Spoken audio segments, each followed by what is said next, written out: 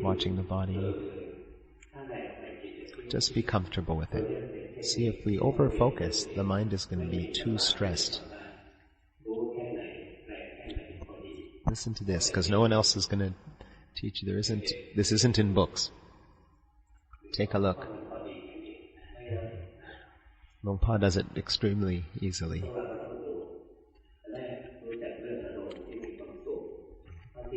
We pick an object that we're happy with, and when we're watching or knowing that object, we need to do it with a heart that is relaxed and comfortable. And why is that necessary? Because happiness is the nearest cause or the proximate cause for concentration. So in order to achieve this happiness, we need to pick an object that we're happy with, and we need to have a heart that is comfortable and relaxed, that is observing it. If we understand these things, then samatha will not be a difficult thing to achieve. When he was an office worker, he'd be in some meetings and people would be talking about useless, pointless things. Luang Pa would have his own technique. He would be able to enter samadhi or enter deep samatha even with his eyes open. He would also nod his head as if he was agreeing with what the person was saying, but his mind would be in samatha. Some people just repeated the same thing over and over and over, or just keep talking and they don't reach any conclusion. He would take those opportunities as a rest for his mind and practice samatha without anybody knowing that he was.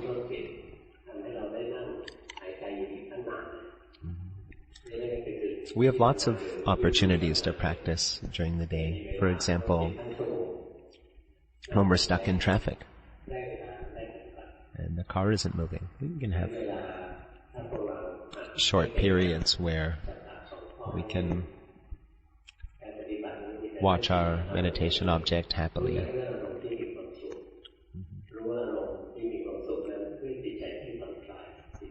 And we sit there with our object that makes us happy, and with a heart that is comfortable. When these two things are just right, samadhi will happen on its own. Or samatha is what he means. The mind and the object together, resting together, not running off to any other object, the mind not running out to any other object.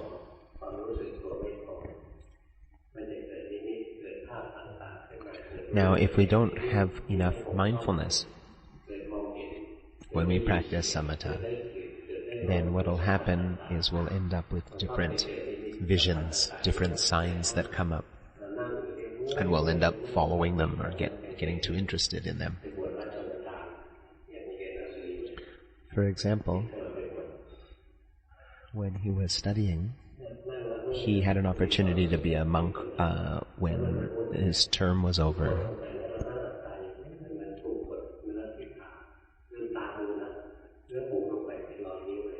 He was sitting in his hut and practicing meditation, and all of a sudden he started feeling as if somebody was touching or massaging his leg.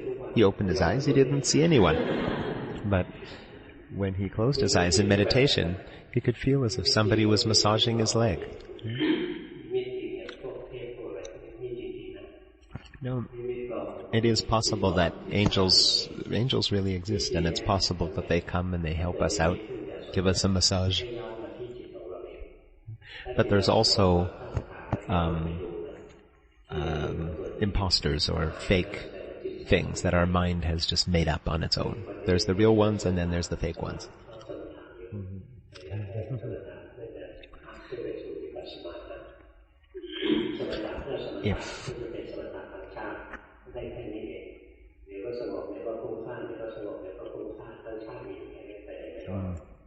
He's teaching a lot of samatha here today, he's noticing. That's because there's a lot of people who like to do samatha. But actually, you must know that this is just for a rest, this samatha.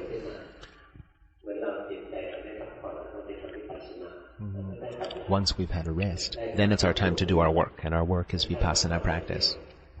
If all we do is rest and we don't do any work, then we don't get anything out of life. Just rest our whole lives.